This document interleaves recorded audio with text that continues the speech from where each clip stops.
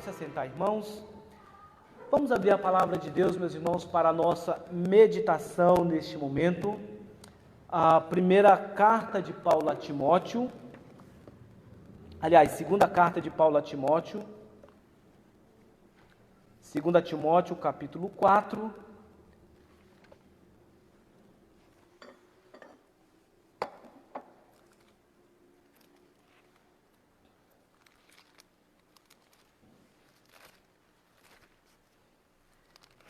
nós vamos ler o capítulo 4, do 1 ao 5.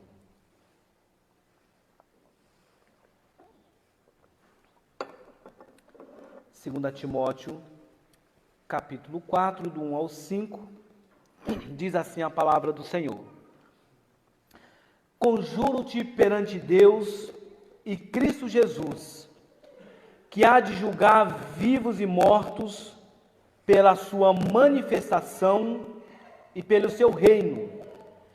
Prega a palavra, insta, quer seja oportuno, quer não. Corrige, repreende e exorta com toda a longanimidade e doutrina. Pois haverá tempo em que não suportarão a sã doutrina. Pelo contrário, cercar-se-ão de mestres segundo as suas próprias cobiças, como que sentindo coceira nos ouvidos, e se recusarão a dar ouvidos à verdade, entregando-se às fábulas. Tu, porém, ser sóbrio em todas as coisas, suporta as aflições, faz o trabalho de um evangelista, cumpre cabalmente o teu ministério. Amém. Meus irmãos, nós retomando um pouco do que foi comentado ontem na palestra, a sociedade pós-moderna, como nós vimos ontem, é caracterizada pelo seu relativismo e pelo seu subjetivismo. Uma sociedade em que diz que tudo é relativo, que não há absolutos. Cada um tem sua verdade e nesse contexto onde cada um tem sua verdade, o que importa não é o que você diz, mas é aquilo que eu acho. E o acho está muito ligado à questão daquilo que eu sinto. O que eu sinto é mais importante do que aquilo que está escrito. Isso caracteriza, por exemplo, alguns movimentos que nós conhecemos na história, o movimento evangélico, em si, que é o catolicismo. A marca do catolicismo é a tradição. Então, nós temos visto aqui na escola dominical que o que importa não é o que está escrito, mas o que importa é o que a tradição diz. A tradição está acima do escrito. Mas quando nós vamos também para alguns movimentos evangélicos, nós percebemos que o movimento evangélico, de modo geral, também é marcado não por aquilo que está escrito, mas por aquilo que eu sinto, pela minha experiência. Logo, se a minha experiência ela é importante, mesmo quando ela é confrontada com as Escrituras, eu fico com a experiência e não com aquilo que eu estou lendo. É o que eu estou sentindo no coração, é aquilo que eu estou sentindo no momento. Bom, esse modo de ver não é um modo apoiado pelas Escrituras. Pelo contrário, se você observar aqui no texto, os versos 14 a 17 do capítulo 3, Paulo está falando da suficiência das Escrituras. O apóstolo Paulo começa a dizer que a Bíblia ela é suficiente. Nós não precisamos de outros recursos, de outros métodos, mas nós precisamos da palavra de Deus. Isso considerando aquilo que Paulo já estava dizendo no capítulo 3, a partir do verso 1, quando ele fala das características dos homens dos últimos dias. Ora, nós já estamos experimentando, não é de hoje, essas características presentes na nossa sociedade pós-moderna. Uma sociedade que rejeita os absolutos, uma sociedade que não gosta de ser confrontada, mas gosta de ouvir aquilo que agrada o seu próprio coração, por mais difícil, por mais egoísta que sejam esses sentimentos, mas é aquilo que me agrada. Com isso, nós vivemos um tempo, nesse período da história, onde diversas coisas acontecem e apontam justamente para isso.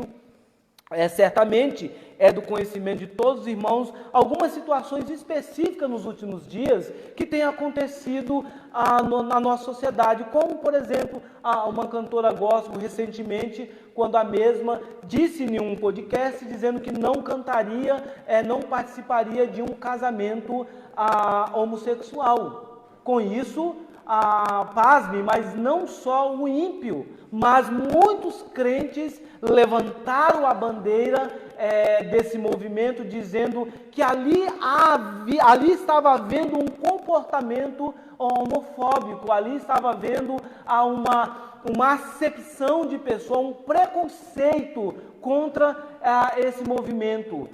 Mais ainda, não basta alguns crentes começarem a atacar, começarem a se posicionar a favor de um comportamento pecaminoso, contrário à vontade de Deus. Nós vemos também um cantor muito conhecido no movimento gospel, indo nesta igreja, que não é igreja, é uma falsa igreja, indo nessa falsa igreja inclusivista, dizendo, portanto, que não representava os evangélicos, porque ele sentia as dores daquele movimento e que ele então se estava sentindo muito emocionado de estar naquele momento ali, de estar junto com aquelas pessoas, louvando a Deus. Essa é uma característica de uma sociedade, de um movimento e de muitos cristãos, que eles não mais querem saber daquilo que agrada a Deus, não seguir as Escrituras, mas é aquilo que vai me dar mais notoriedade. Nesse sentido, é mais importante para muitos crentes hoje, ou talvez, entre aspas, crentes hoje, estarem mais preocupados com o número de seguidores no seu Instagram do que com a fidelidade à palavra de Deus. Obviamente, numa sociedade pós-moderna, pregar a palavra, expor as Escrituras, não é muito agradável. Eu preciso de um movimento de autoajuda, que isso vai me dar mais notoriedade.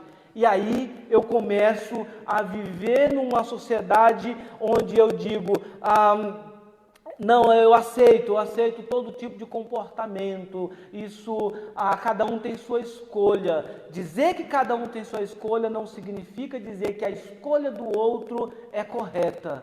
E aqui nesse contexto, Paulo está, portanto, mostrando que a palavra de Deus ela é suficiente, que a palavra de Deus é aquela que nos corrige, é aquela que nos aponta o caminho correto, e diante dessa palavra era preciso haver algumas atitudes desses crentes. E aí ele começa o conjuro-te perante Deus, Cristo Jesus que há julgar de vivos e mortos.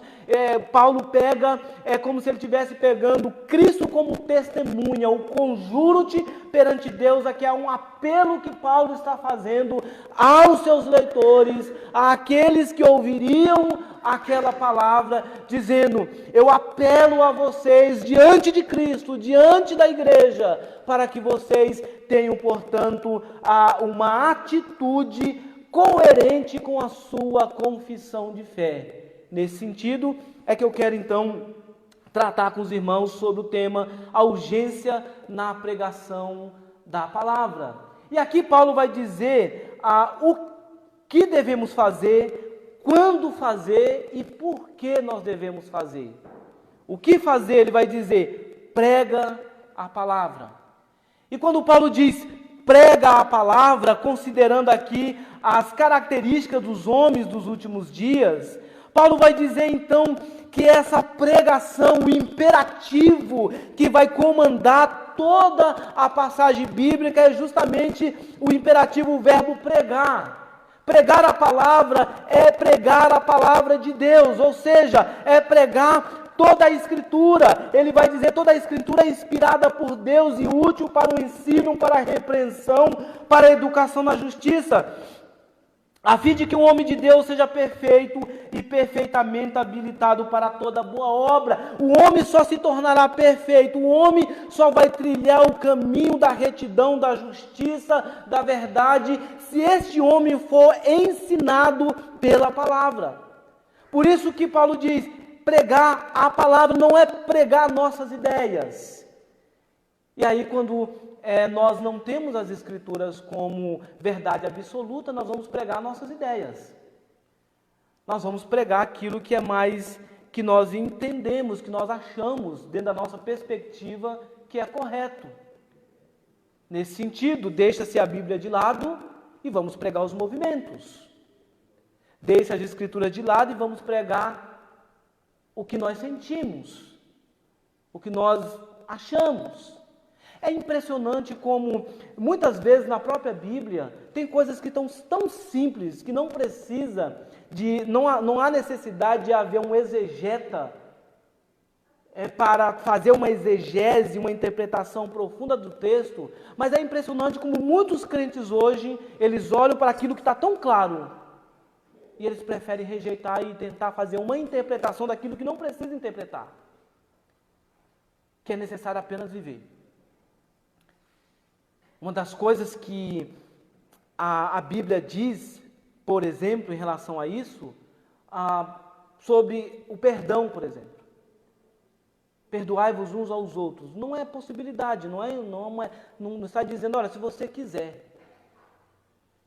É tão claro, quando Jesus diz, perdoe uns aos outros. Você tem modelo. Qual que é o modelo? Não é você, é teu irmão. É Jesus, aliás.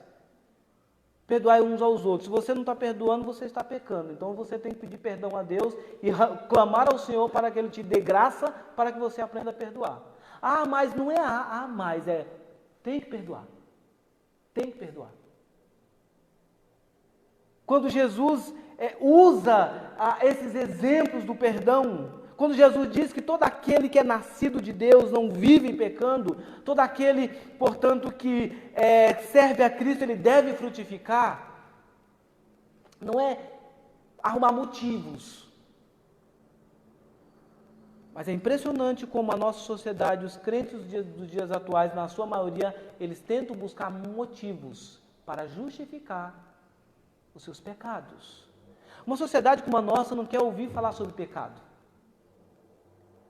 Não quer ouvir falar sobre correção, porque isso é ruim, nós já vivemos um tempo tão difícil, e aí eu vou vir para a igreja porque eu quero ouvir coisas que aliviem o meu coração. Mas Paulo diz, prega a palavra, o imperativo prega, é usado aqui para indicar uma ordem, uma exortação de Deus, para que houvesse essa pregação, essa urgência, essa necessidade, mas quando pregar, ele diz, é preciso pregar em todos os momentos, quer seja oportuno, quer não. Não há um momento específico para que você pregue Jesus Cristo, para que você pregue o arrependimento. Nós precisamos, eu acredito que muitos de nós hoje precisa ler os pais da igreja, precisa ler os heróis da fé. Existem livros, há 2 livros, um da editora Cultura Cristã, que é a série Heróis da Fé, e existe outro livro da CPAD que também fala do Heróis da Fé. Eu acho que muitos crentes precisariam ler esse livro, especialmente o da CPAD, quando fala de heróis da fé pós-período apostólico. Mas não só ler para dizer que bela história, que vida de sacrifício, que coisa maravilhosa, mas para ter um referencial de dizer, esses homens e mulheres, eles viveram na história, pecadores como eu e você, mas que de fato abraçaram as Escrituras como palavra de Deus e sofreram por causa delas. Era um tempo que eles não queriam ser amigos do mundo.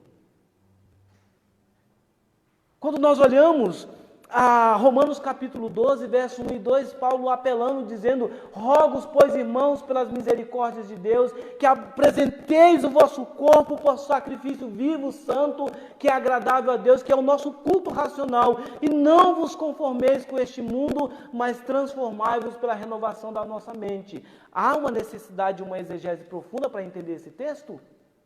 Obviamente que não. Paulo vai dizer, apresente o seu corpo, toda a sua vida é um culto a Deus. Toda a sua vida. Não é só quando você está aqui, atendendo a convocação, e você, então, é toda a sua vida, você está no seu trabalho, a sua vida no trabalho é um culto a Deus. A sua vida na sua casa é um culto a Deus. A sua vida no trânsito é um culto a Deus. A sua vida no dia a dia é um culto a Deus. Então, que tipo de culto você está oferecendo? E ele continua, não se conforme. E não se conformar não é só dizer, ficar indignado com a situação que acontece, essa corrupção no mundo, mas aí você vai na padaria e te dá um troco a mais e você diz, passou batido. E aí você está andando, cai do bolso de alguém um dinheiro e você fala, foi preparado por Deus. Nessa sociedade em que não precisa de muita profundidade para entender que nós só podemos influenciar por uma mente transformada. E uma mente transformada é uma mente que está cativa à palavra de Cristo. Que é obediente a Cristo. Uma sociedade em que tem as Escrituras como parâmetro, como regra de fé e prática. Então, em todos os momentos, quer seja oportuno, quer não, em todos os momentos, em todo o período, eu devo professar a minha fé, eu devo pregar as Escrituras. E Paulo vai dizer, como que eu vou fazer isso? O verso de número 2 responde. Primeiro ele diz, prega. Como? Aliás, quando? Em todos os momentos. Como? Ele continua corrigindo, repreendendo, exortando com toda a longanimidade e doutrina. Repreender, aliás, instar aqui, traz a ideia justamente de mostrar, de apontar, trazer luz diante de uma sociedade caída, repreender e corrigir aponta para a mesma ideia, convencer os que o contradizem. Exortar tem um sentido múltiplo, originalmente chamar para perto. E eu sempre digo aqui que o exortar tem essas duas conotações. De você repreender para que a pessoa siga o caminho da verdade e consolar, no sentido de estar perto da pessoa. Não basta corrigir, dizer você está errado. Mas o que é certo? E como que eu posso fazer para te ajudar a fazer o certo? Qual é a minha parcela de responsabilidade? Por isso que Paulo diz que essas práticas de repreender, exortar, corrigir, deve ser feita com longanimidade. Ou seja, paciência, ânimo longo. Porque nem sempre você vai sentar com alguém, a pessoa, o teu irmão, as pessoas do teu relacionamento, e você vai exortar essa pessoa e, obviamente, amanhã já está tudo resolvido. Nem sempre isso vai acontecer. Às vezes requer uma caminhada longa com essa pessoa. Muitas decepções, muitas vezes. Mas, quando eu estou convicto que a palavra de Deus é aquela que transforma, eu vou ter paciência. Se eu não tenho paciência, eu preciso pedir a Deus. Tiago vai dizer, você tem falta de sabedoria? Você considera uma pessoa não sábia? Ah, pastor, como eu preciso de sabedoria? Não é seguindo os 5 passos para você ser inteligente que vai resolver. Não é o mantra, não as práticas. Você precisa de sabedoria? Tiago diz, peça a Deus, que a todos dá. Mas a sabedoria que ele está falando é a sabedoria de Deus, não é a nossa sabedoria. Porque a nossa sabedoria vai dizer, eu vou decidir de acordo com o meu coração. A sabedoria de Deus, eu vou decidir de acordo com as Escrituras. Como que vai acontecer? Você vai terminar a sua oração, aconteceu algo sobrenatural e você se torna uma pessoa sábia? Não é assim que acontece. Deus ele vai te dar situações e circunstâncias para que você, à luz das Escrituras, lutando contra o teu próprio coração, decida de acordo com as Escrituras. Toda vez que as suas escolhas contrariam você mesmo para agradar a Deus, você está sendo uma pessoa sábia. Assim, dessa forma, portanto, é a sabedoria divina, é a sabedoria não terrena, é aquela que agrada a Deus. É obviamente que nós temos que lutar contra o nosso próprio coração para termos sabedoria, mas entender a palavra de Deus como suficiente, é necessário agirmos, portanto, dessa forma. É preciso que nós tenhamos, portanto, essa disposição de caminhar com as pessoas. Ele vai dizer em todos os momentos, quer seja oportuno, quer não, corrige, repreende, exorta com toda a longanimidade. Até porque os pais aqui presentes sabem muito bem disso. Se você exorta o seu filho e amanhã ele fizer outra coisa, a mesma coisa que você exortou, você vai dizer para o seu filho: eu não quero mais saber de você. Não é assim que funciona. Pelo menos não deveria. Eu não quero saber, já te falei uma vez. Você vai precisar repetir muitas vezes a mesma coisa. A paciência é um elemento fundamental na vida cristã. Porque sem paciência, o casal de namorado avança o sinal antes do tempo, tem relação sexual antes do casamento. A ausência de paciência faz com que os casais tenham conflitos. A ausência de paciência faz com que você abra a boca e fale o que não deve ser falado no momento inoportuno. A ausência de paciência faz com que você não seja manso. Você diga: olha, eu não levo desaforo para casa. A ausência de paciência faz tudo isso. Estraga uma família, estraga uma unidade, estraga uma relação. Por isso que Paulo está dizendo: você precisa ensinar, você precisa repreender, você precisa doutrinar, mas com paciência. Com muita paciência, para que as pessoas possam entender a palavra de Deus. Uma conduta, literalmente aqui, longanimidade é uma conduta branda, um ânimo longo. Essa é a atitude que o Senhor requer do seu povo. Ele diz então que é preciso pregar essa palavra. Por que pregar dessa forma? Pois haverá tempo em que não suportarão a sã doutrina. É preciso pregar a palavra, porque os dias que nós estamos vivendo, as pessoas elas não suportarão o ensino correto. Mas não é porque as pessoas não suportarão o ensino correto que você vai desistir da pregação. Só que essa pregação, ela precisa ser alinhada com uma vivência. Não é um discurso contraditório,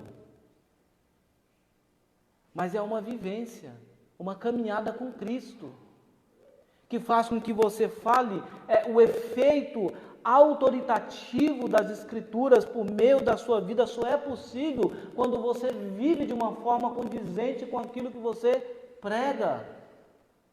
Senão é só um discurso. É mais ou menos alguém que pega um livro e não leu todo o livro, apenas a resenha, e diz: olha, o livro diz mais ou menos isso, porque você leu a resenha, mas você não leu o livro todo.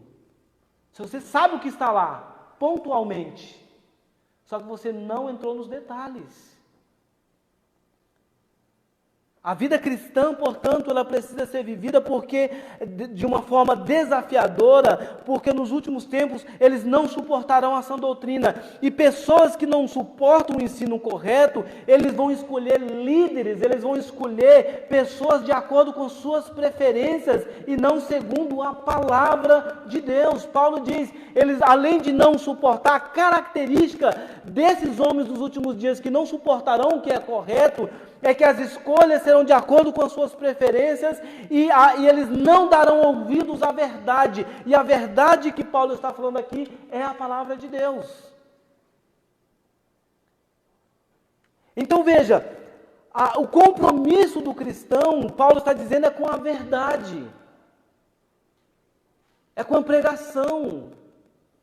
O nosso comprometimento não é com as pessoas prioritariamente, mas é com a palavra de Deus.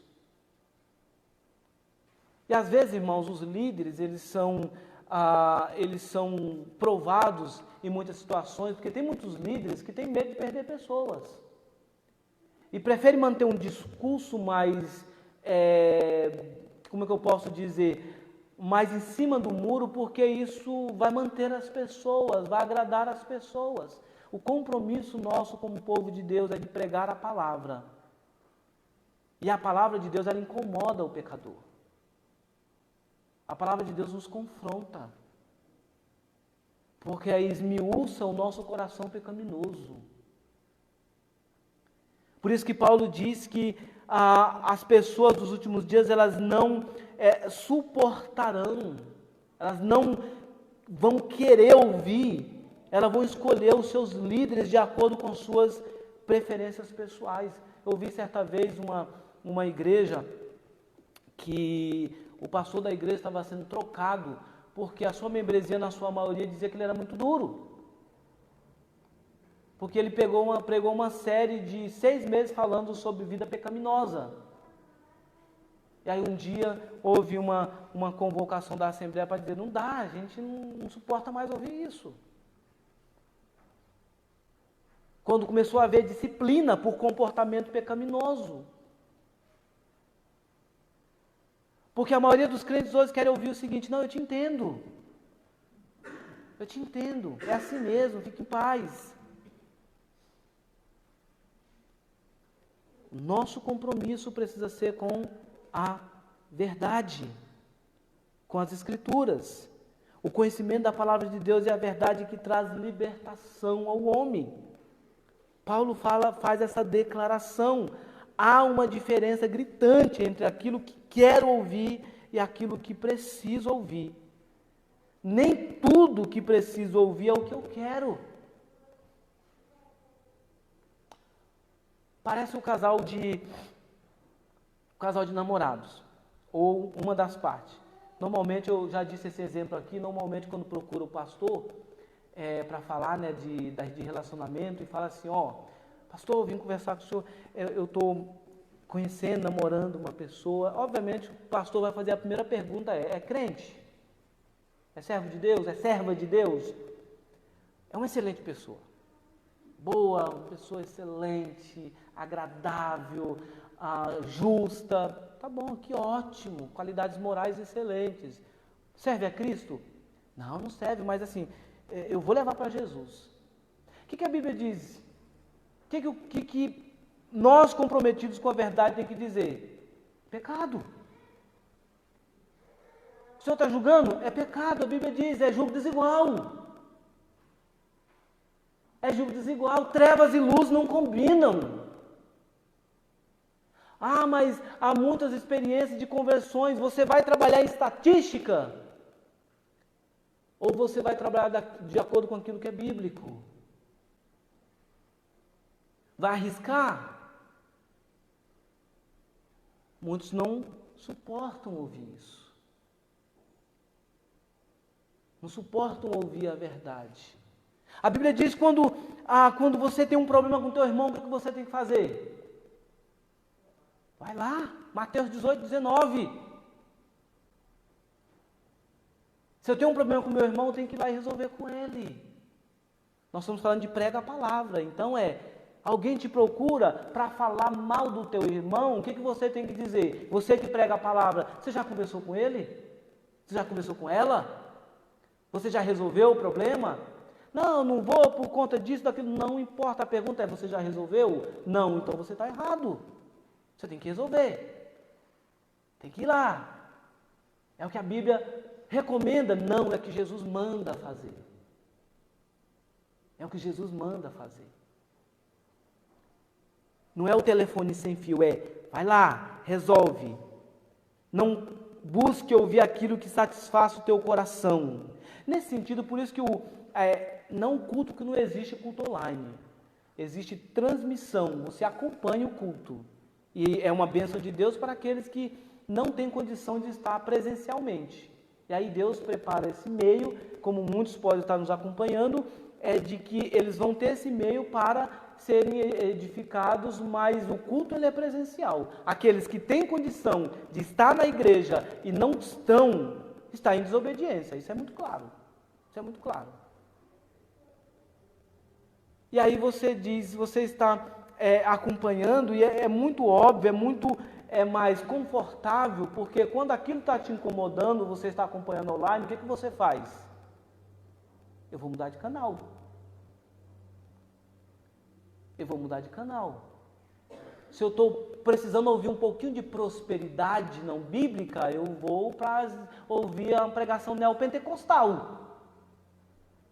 Porque aí eu vou ouvir, você é vitorioso, você é vitoriosa, você é vitorioso, você é vitoriosa. Você está numa vida de pecado, mas você é o vitorioso, você é o vitoriosa. Faça algumas coisas, faça alguns votos, faz algumas campanhas, que Deus vai ser obrigado a te abençoar. Não importa como você está vivendo.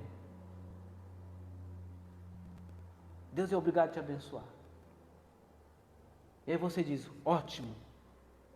Domingo que vem o que eu vou fazer? Eu vou ouvir outra pregação porque essa está muito chata. Como se o culto fosse agradável a nós. O culto é agradável a Deus. E Ele só aceita o meu culto e o teu culto, que é por intermédio de Jesus Cristo. Senão Ele não aceitaria.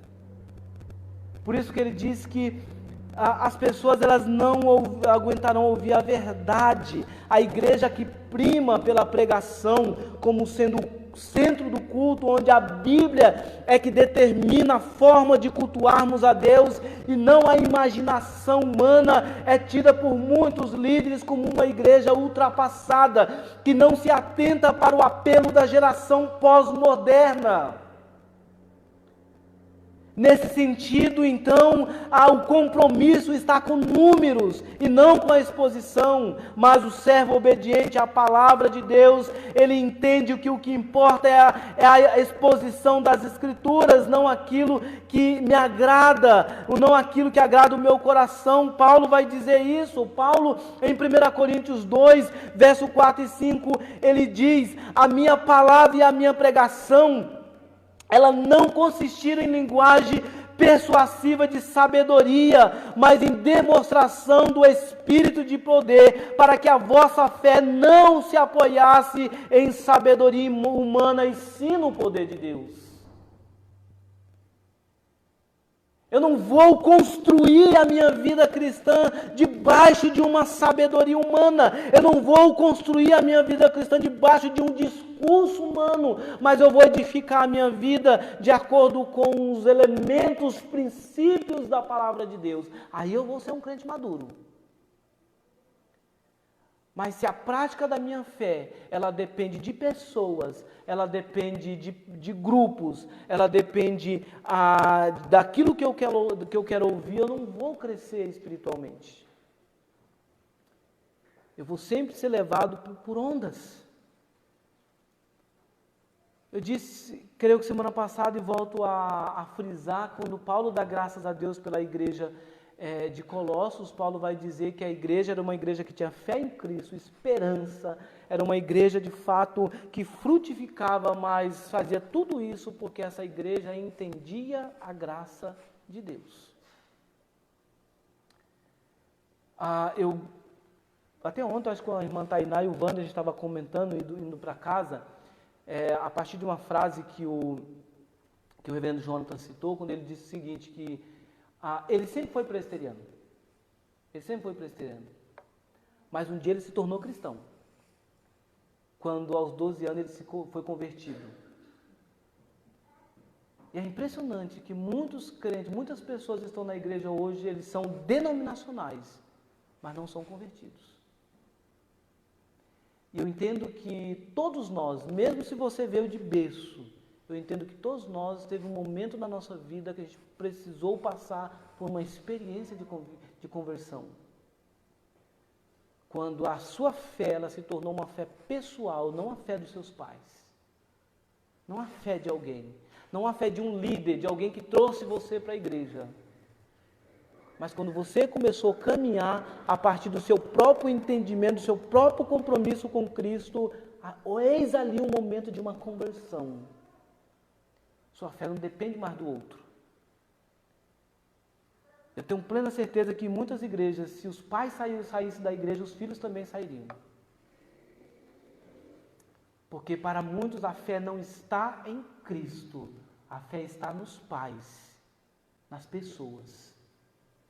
Muitos gostam das programações, das atividades, e têm uma fé, têm um pertencimento histórico, mas nunca tiveram uma experiência genuína com Cristo. Porque a experiência genuína com Cristo é evidenciada por meio de frutos, de vivência com Deus. E quando a vivência com Deus é real, ela não precisa ser cobrada. Ela é vivida naturalmente. Porque esse crente ele é habitado pelo Espírito. E quando eu sou habitado pelo Espírito, por mais teimoso que eu sou, o Espírito me incomoda quando eu estou em desobediência a Ele mesmo.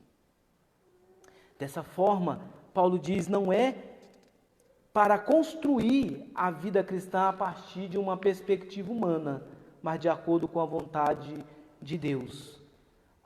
Muitas vezes, irmãos, muitas pessoas que se dizem cristãs, mas acabam se envolvendo em muitos comportamentos que, na maioria das vezes, contrariam a sua própria confissão.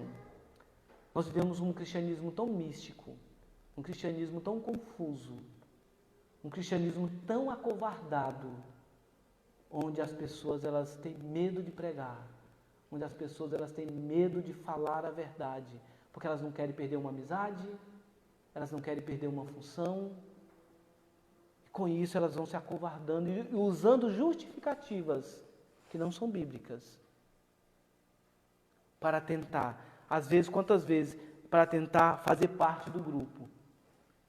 Se a nossa geração, adolescentes e jovens, e sucessivamente, somente adolescentes e jovens que estão numa fase aí de escola, verdadeiramente tiverem um compromisso com Jesus Cristo, elas vão transformar. Quantos adolescentes aqui, por exemplo, jovens, na escola, no meu tempo a gente fazia isso, criavam um grupo de cristão na hora do intervalo e ia louvar a Deus. É impressionante quando a gente olha o Instagram dos jovens adolescentes das igrejas, você não consegue diferenciar o que é crente e o que é mundano, o que é crente e o que é ímpio. Porque os adolescentes e jovens estão fazendo as mesmas coisas dos ímpios, com uma diferença. Qual? No domingo eles vão para a igreja. No domingo eles vão para a igreja. Mas que nas suas redes sociais não tem nenhuma diferença. Palavreado, comportamento, vestimenta, não tem nenhuma diferença. Eles vão para a igreja. Essa é a diferença. Quando, na verdade, no seu círculo de amizade, na escola, deveriam influenciar. Falar de Jesus. Fazer com que as pessoas olhem e digam o seguinte, o que há tão de diferente em você? Não é isolacionismo, mas é influência. Um posicionamento firme quando a fé é atacada. Eis que a nossa geração, ela tem se tornado uma geração extremamente pobre, fraca. E por que tudo isso? Porque a ausência de vivência e da pregação da palavra. Quem diz que nós precisamos agradar todo mundo? Quem diz que nós precisamos agradar as pessoas? Nós precisamos agradar a Cristo, não as pessoas. Nós precisamos andar na contramão da sociedade pós-moderna e não de acordo com a sociedade pós-moderna. Pregar a palavra é em todo momento. Tempos difíceis virão, claro, haverá tempo que não suportarão, nós estamos vivendo isso. Não suportarão a sã doutrina. Pregar sobre homossexualismo, adultério e tantas outras coisas.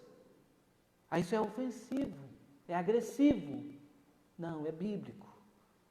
É bíblico. Isso não está dizendo que você não ame, que você não, que você tem medo dessas pessoas. Até o termo homofobia é um termo, creio que é uma tradução equivocada. Medo de alguém, ninguém tem medo. É não aceitar o comportamento. Porque a minha religião, não é a minha religião, porque a Bíblia diz que é pecado. A ira de Deus se revela do céu contra toda impiedade. quando há uma troca natural das relações, impiedade. É pregar a palavra. E como fazer isso? Ele diz, é preciso fazer isso e estar preparado. Tu, porém, se sobe em todas as coisas, suporta as aflições, faz o trabalho de um evangelista, cumpre cabalmente o teu ministério. Paulo está dizendo, faça tudo isso com equilíbrio, com sabedoria. E entenda uma coisa, as aflições virão. Suporta as aflições, sofrimento, angústia, até mesmo posteriormente a perseguição, por causa do seu firme compromisso de pregar a palavra. Quando alguém procura o crente, a primeira coisa que o crente tem que dizer é, vamos ver o que a Bíblia diz. Mas tudo você vai para a Bíblia, então você não quer ouvir meu conselho. O que eu vou falar para você é da palavra. Se você não está disposto a ouvir, então acabou a conversa aqui. Suportar as aflições é um grande desafio, mas até que ponto eu e você estamos dispostos a suportar as aflições por conta da pregação da palavra? Paulo diz, suporta as aflições, cumpre o teu ministério, cumpre aquilo que Deus designou para a tua vida. Somente a pregação da palavra manterá a igreja sóbria, consciente doutrinariamente, firme doutrinariamente. Somente a pregação da palavra fará com que as pessoas verdadeiramente sejam transformadas.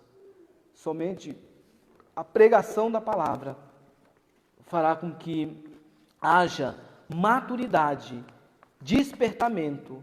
Somente a pregação da palavra é que é o alimento necessário para o crescimento espiritual. A ausência disso é engano. A ausência disso é aquela comida em que você tenta tapear, fingir que é boa, mas não é. Os olhos, você come pelos olhos, você olha ali, não é boa, mas o seu olhar falou assim, é legal. A palavra de Deus, ela incomoda, ela confronta os nossos corações, mas é o que nós precisamos. Será que você tem cumprido essa pregação? Você tem sido uma testemunha fiel das Escrituras, alguém que de fato se coloca, se posiciona diante dessa sociedade? Ou você é aquele que tem medo de se posicionar? É aquele que tem medo de pregar? É aquele que tem medo de falar a verdade diante do erro? É aquela pessoa que prefere fazer parte da massa, de estar bem com a maioria e não confrontar, mesmo que a prejuízo da perca da própria amizade por conta da verdade. Nós somos convocados, ordenados por Deus a termos um compromisso verdadeiro com essa palavra. Que Deus nos ajude a, nesse tempo tão difícil que nós estamos vivendo, a sermos fiéis, a não temermos a oposição, mas com fidelidade termos um compromisso com Cristo. E tendo um compromisso com Cristo, que a sua casa, o ambiente que você frequenta, seja marcado por você ser luz nas trevas, em nome de Jesus. Amém. Vamos orar, nos coloquemos de pé.